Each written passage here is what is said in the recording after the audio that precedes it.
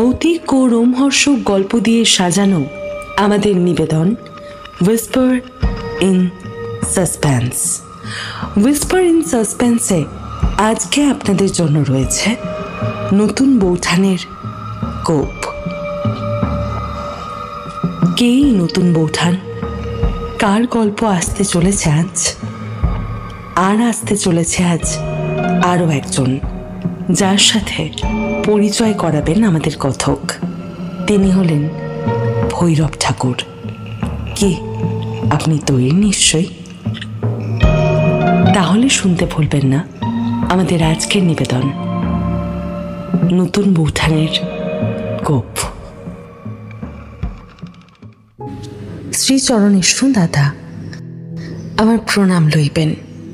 আশা করি বাড়ির সবার সুস্বাস্থ্যের সুসংবাদ পাইব। আমরাও আছি ঈশ্বর কৃপায় একরকম। বাড়িতে নববধূ আসিয়াছে সে সংবাদ পূর্বেই পাইয়াছেন নিশ্চয়। আপনার অসুস্থতার কারণবশত ওই বাড়ি হইতে কেউ এই বিবাহে অংশগ্রহণ করিতে পারে নাই। তার দুঃখ আমার মনে থাকবে। তবে এও জানি আপনি এবং বড় বৌঠান দুহাত ভরে আশীর্বাদ করেছেন নবদম্পতিকে। তবে আরও একটি সংবাদ রয়েছে। আপনার ভগ্নিপতি হঠাৎই বেশ অসুস্থ হয়ে পড়েছেন এবং তার দ্রুত শারীরিক অবনতি ঘটছে। আমি ঈশ্বরের নিকট নিজেকে সঁপে দেওয়া ব্যতীত কিছু পারি নাই। তবে ঈশ্বরের কৃপায় হোক কিংবা ওনার কর্মফলে গত 3 দিন উনি অনেকটা সুস্থ বোধ করছেন। তবে যে কারণে আপনাকে এই পত্র, গতকাল উনি আমাকে আপনার কথা বলেছেন। উনি আপনার কাছে বিশেষ আর্জি জানিয়েছেন এই বাড়িতে 70 আসিবার। আপনাকে ওনার বিশেষ জরুরি দরকার, তাই ওনার হয়ে আমি আপনাকে এই পত্র পাঠালাম। আশা করি আপনি কথা রাখবেন। ঈশ্বর আপনাদের মঙ্গল করুন। ইতি আপনার ভগিনী বিমলা। পিসিমার চিঠি পড়ে বাবা কিছুক্ষণ ভ্রু কুঁচকে থাকলেন।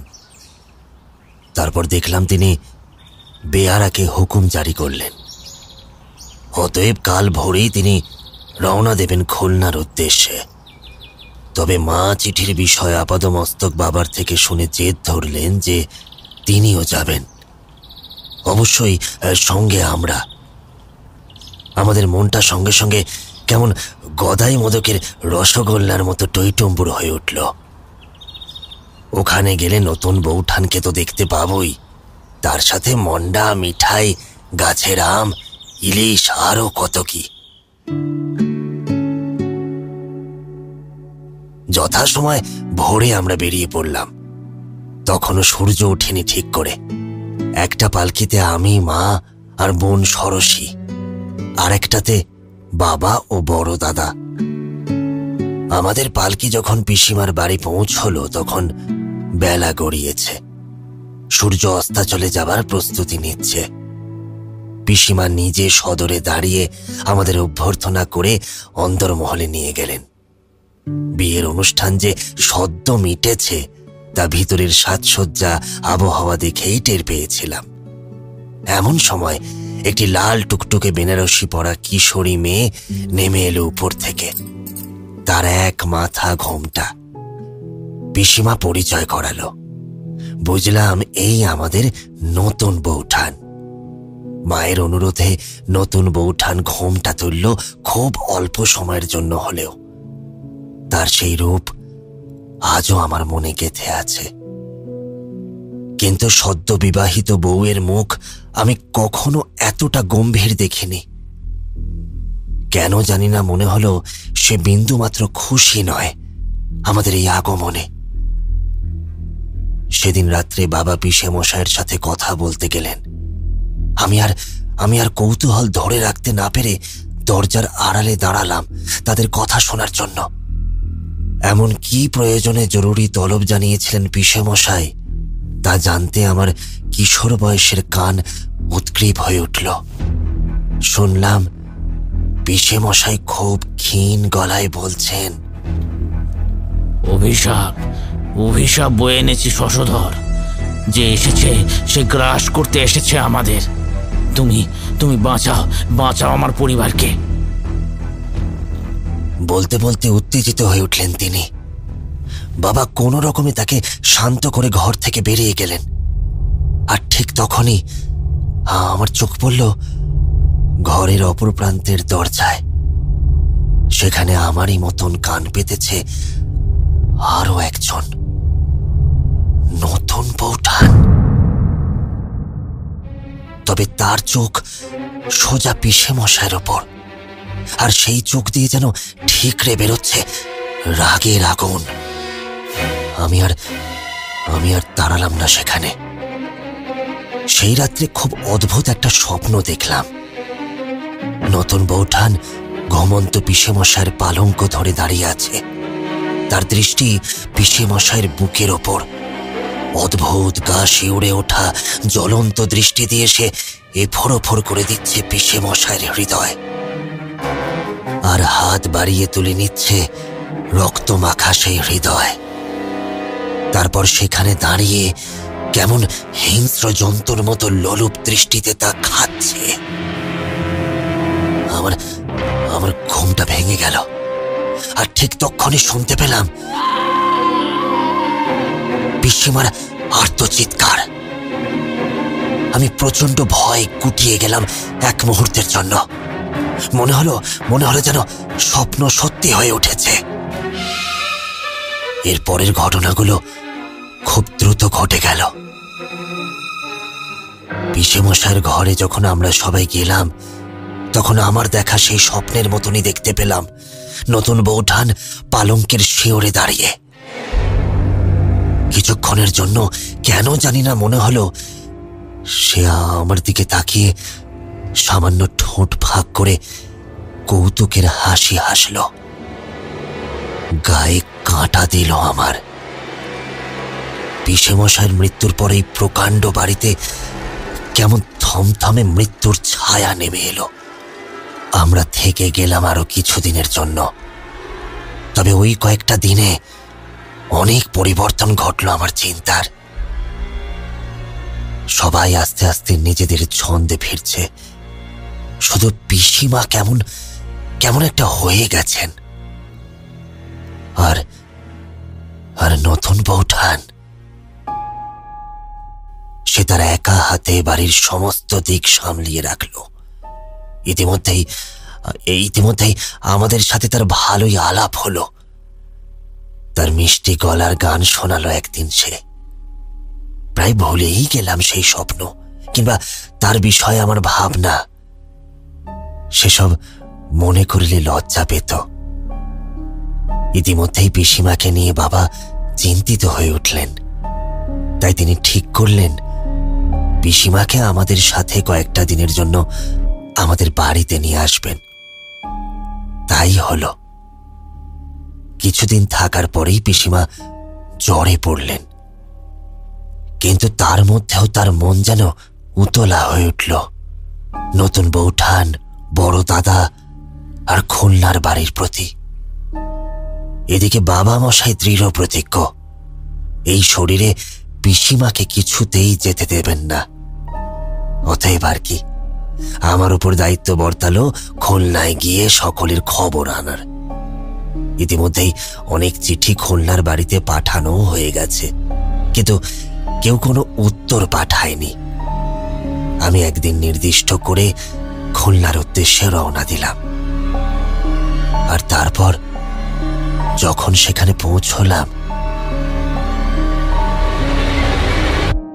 এই বলে ভৈরব হুঁকোয় একটা লম্বা টান দিলেন। তারপর কিছুক্ষণ চোখ বুজে তার আমেজ নিতে লাগলেন। আমি বুঝলাম আজ এই উত্তেজনায় আমাদের রেখে তিনি বেশ কিছুক্ষণ আমোদ নেবেন। তাঁর হে এক বড় দোষ। অগত্যা আমরা অপেক্ষা করে তার দিকে চেয়ে বসে রইলাম। ভৈরবের মন্দির লাগোয়া আপিস ঘরে বসে থাকতে থাকতে ভাবছিলাম প্রকৃতির কি অদ্ভুত লীলা যে দুটি ভিন্ন জাতি ও ভিন্ন পথের মানুষকে এক রাস্তায় এনে ফেলেছে।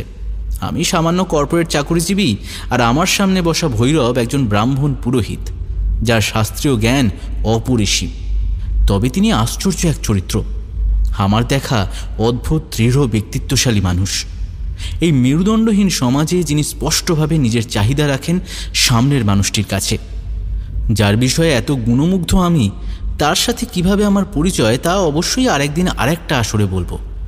আজ বরং তাঁর কাহিনী শুনি। যদিও বলে রাখা ভালো, এই সমস্ত কাহিনীর সত্যতা আমি বা আমরা বিচার না করেই শুনে থাকি। ভৈরব আবার বলতে লাগলেন, তো যেটা বলছিলাম, তোমরা নিশ্চয়ই বুঝতে পারছো আমি আমি যখনকার কথা বলছি তখনও দেশ ভাগ হয়নি। তখন দুই দেশের একটাই পরিচয়, যে সবাই বঙ্গবাসী। যাই হোক, সেসব স্মৃতি বড়ই আবেগের। সেবার একা যাচ্ছি, চেনা পাইক পেয়াদা থাকলেও কেমন একটা রোমাঞ্চ লাগছে শরীরে। এর আগে কখনো শহরেও একা যাইনি, বাবা মশাইকে ছাড়া। খুলনায় যখন এসে পৌঁছলাম তখন বেলা গড়িয়ে প্রায় সন্ধে নামবে করছে। যেহেতু এসেই গেছি, তাই বেয়ারাদের বললুম একটু কিছুক্ষণ জিরিয়ে নিতে। আমারও অনেকক্ষণ বসে বসে মজ্জায় জং ধরেছিল। পালকি থেকে নেমে মাটিতে সদ্য পা ফেলেছি, এমন সময় কোথা থেকে একটা কাক মাথা ঘেঁষে তারস্বরে ডাকতে ডাকতে উড়ে গেল। প্রথমে ঘাবড়ে গেলুম বেশ। তখনই পালকি বাহকদের থেকে একটা জোয়ান ছেলে তার সঙ্গীকে বলে উঠল, দেখো দেখো কত বড় কাকটা! বাবা গো, বাপের জন্মে দেখিনি এমন আকার। আমিও তার কথা শুনে কাকটা যেদিকে উড়ে গেল সেদিকে তাকালাম। হ্যাঁ, সত্যিই তো, ছেলেটা তো মিথ্যে বলছে না। কোনো কাকের এমন আকৃতি আমি কখনো দেখিনি। আর তারই সাথে খেয়াল করলাম, খুলনার এই হাতিডাঙ্গা গ্রামটা কেমন যেন একটা শুনশান, যেন একটা গ্রাম নয়, শ্মশানে এসে পড়েছি। অথচ স্পষ্ট মনে আছে, আগেরবার যখন এলাম তখনও কিন্তু এই রকম শূন্য গ্রাম দেখিনি।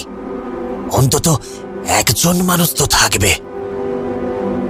এখন আউশ ধান তোলার সময়, সামনে ক্ষেত, অথচ সেখানে না আছে ফসল, না আছে কোনো চাষি। মনটা কেমন যেন কু ডাকতে লাগলো। তাই বেয়ারাগুলোকে তাড়া দিলাম। তারাও বোধহয় বিষয়টা আন্দাজ করেছিল, তাই সঙ্গে সঙ্গে প্রস্তুত হয়ে গেল পালকি ধরার জন্য। যখন পৌঁছলাম সেখানে, তখন আকাশে গাঢ় কমলা রং ধরেছে। আমি বাড়ির উঠোনে যখন এলাম তখন সেখানে কেউ নেই, বৌঠান, দাদা কিংবা চাকর বাকর কেউ না। সেটাই স্বাভাবিক অবশ্য, আমি তো না জানিয়ে এসেছি। কিন্তু সেই সময় আশ্চর্য একটা জিনিস ঘটল, যা আমি আগে কখনো দেখিনি। তবে সেই ঘটনায় আমি প্রথম বুঝতে পারলাম, বিপদ শিয়রে দাঁড়িয়ে, তার অপেক্ষা বোধহয় শেষ হয়েছে। বাড়িতে ঢুকতে যাব এমন সময় হঠাৎ আকাশ কালো হয়ে উঠল। শান্ত বাতাস কেমন যেন চঞ্চল হয়ে এলোমেলো হাওয়া দিতে লাগলো। অথচ এটা ঝড় নয়, তবু ঝড়েরই মতন কিছু একটা। ঠিক সেই মুহূর্তেই আমার পায়ের কাছে কি একটা বস্তু ধপ করে পড়ল। সামান্য চমকে পিছিয়ে গেলাম, আর বস্তুটির দিকে তাকিয়ে দেখলাম একটা কালো কুচকুচে মোটা লেজওয়ালা মরা বিড়াল, যার পেটটা কেউ খুবলে খেয়েছে। ভয়ে আঁতকে উঠে চিৎকার করে বাড়ির লোকেদের ডাকাডাকি করতে লাগলাম। কিছুক্ষণের মধ্যেই একটা গৃহ পরিচারিকা বেরিয়ে এলো। সেও বিড়ালটাকে দেখেই আঁতকে উঠে চিৎকার করতে যাবে, এমন সময় আমাকে দেখে সে আরো অবাক হয়ে গেল। ঠিক অবাক হলো বলা ভুল হবে, বরং কেমন যেন আঁতকে উঠল। একটু অবাক হয়ে তাকে জিজ্ঞেস করলাম, দাদা কোথায়? সে ভিতরে নির্দেশ করল, যার অর্থ আমাকে অন্দরে যেতে বলছে। ভিতরে ঢুকে আমার কেমন যেন শীত শীত করতে লাগলো। বাড়ির ভিতরের আবহাওয়া অত্যন্ত শীতল। বাড়ির ভিতরে কারোর দেখা না পেয়ে সেই পরিচারিকাকেই আবার জিজ্ঞেস করলাম দাদার কথা। নতুন বৌঠানকে ডাকো, আর বড় কর্তা কোথায়? সে কোনো উত্তর না দিয়ে আমাকে উপরে দোতলার একটি ঘরে নিয়ে গেল। এবার খানিকটা বিরক্তি লাগলো আমার। প্রায় জোর দিয়েই তাকে জিজ্ঞেস করলাম আবার। এবারে সে খানিকটা থতমত খেল। তারপর জানালো বড় কর্তা ঘরেতেই আছেন, বিশেষ কাজে ব্যস্ত, তাই আমি এই সময়টা একটু যেন বিশ্রাম নিয়ে নিই। সে কিছুক্ষণ পরেই খাবার পাঠিয়ে দেবে। এরপর আমাকে কিছু বলবার সুযোগ না দিয়েই সে বেরিয়ে গেল। এই গৃহ পরিচারিকাকে আমি আগে কোনোদিনও দেখিনি। পিসিমাদের বাড়িটার একটু বর্ণনা দিই এখানে। পিসিমার শ্বশুর এখানকার জমিদার, তাই সেই বাড়ি যে প্রকাণ্ড হবে এবং তাতে যে চাকর বাকরের সংখ্যা বেশি বই কম হবে না, সেটাই স্বাভাবিক। পথের পরিশ্রমের জন্যই হোক কিংবা অন্য কোনো কারণেই হোক, মাথাটা বেশ ধরেছে। তাই ভাবলাম যতক্ষণ না কেউ আসে একটু বিশ্রাম করে নি, তারপর না হয় দাদার সঙ্গে দেখা করা যাবে। নরম পালঙ্কে শুয়ে যখন চোখের পাতায় ঘুম নেমে এসেছে, ঠিক তখনই আমি আবার সেই স্বপ্নটা দেখলাম। পিসেমশাইয়ের মৃত্যুর আগে যে স্বপ্নটা দেখেছিলাম সেটাই। তবে তবে এবারে সেই স্বপ্নে সামান্য একটু পরিবর্তন ঘটেছে। পালঙ্কে পিসেমশাইয়ের পরিবর্তে শুয়ে আছেন আমার পিসিমার বড় পুত্র সন্তান, অর্থাৎ দাদা। আমি ধরফর করে উঠে বসলাম। তারপরেই আমার মন তীব্রভাবে কো ডাকতে শুরু করলো। বিপদের আর বেশি দেরি নেই, বিপদ ঘনাচ্ছে। তখনও আমি তন্ত্রবিদ্যা শিখিনি, ক্রিয়াযোগে দীক্ষিত হইনি। তবুও বাড়ির পরিবেশের জন্যই হোক বা শ্মশানে সেই ব্রহ্মচারীর দেখা পাওয়ার জন্যই হোক, আমার মধ্যে একটা অদ্ভুত অনুভূতি কাজ করত, যেটা আরো তীব্র হয়েছিল শ্মশানের সেই ব্রহ্মচারীর দেওয়া কবচ ধারণের পর। তাই আর দেরি না করে আমি দ্রুত পায়ে দাদার ঘরের দিকে এগোলাম। কিন্তু ঘরে ঢুকতে গিয়ে কেমন একটা টান অনুভব করলাম। এ কি, এখনো সাবস্ক্রাইব করেননি? এখনো সাবস্ক্রাইব না করে থাকলে কিন্তু পস্তাবেন। মনে হতে লাগলো কেউ যেন আমাকে আষ্টে পৃষ্ঠে পিছন থেকে টানছে। সেই অপরিচিত শক্তি আমাকে কিছুতেই এই ঘরে ঢুকতে দেবে না। জীবনে কিছু সময় আসে, শুধু গায়ের জোরে যখন কার্যসিদ্ধি হয় না, তখন তখন মানসিক জোরই মূল অস্ত্র হয়ে ওঠে। আমি আমার সমস্ত মানসিক শক্তি একত্র করে সেই অপরিচিত প্রাণ থেকে নিজেকে মুক্ত করে প্রায় ছিটকে গিয়ে ঘরের মাঝখানে পড়লাম। আর তারপরেই আমার চোখের সামনে ঘটনাগুলো দ্রুত ঘটতে শুরু করলো। পালঙ্কের উপরে আমার বিক্রমশালী দাদাকে প্রায় রুগ্ন অবস্থায় শুয়ে থাকতে দেখলাম। বুঝতে পারলাম না সে ঘুমিয়ে আছে নাকি অজ্ঞান অবস্থায়। আর তার বুকের ওপরে চড়ে বসেছে আমার আমার নতুন বৌঠান। কোথায় সেই রূপ, কোথায় সেই হাসি, কোথায় সেই নমনীয়তা? তার চোখ দিয়ে যেন আগুনের ফুলকি ঝরছে। কুৎসিত বিশ্রী রূপ নিয়ে হিংস্র ভঙ্গিমায় সে তার প্রকাণ্ড ধারালো বাঁকা নখ নিয়ে দাদার বুকের বাঁ দিক লক্ষ্য করে হাত বাড়িয়ে দিয়েছে। এমন সময় তার চোখ পড়ল ঠিক আমার ওপর। বুঝতে পারলাম তার কাজে আমি ব্যাঘাত দিয়েছি, আর তাই সে প্রচন্ড ক্ষোভে ফেটে পড়ল, তীব্র এক চিৎকার করতে লাগলো। সেই সেই গগন বিদারী চিৎকারে রক্ত হিম হয়ে যায়।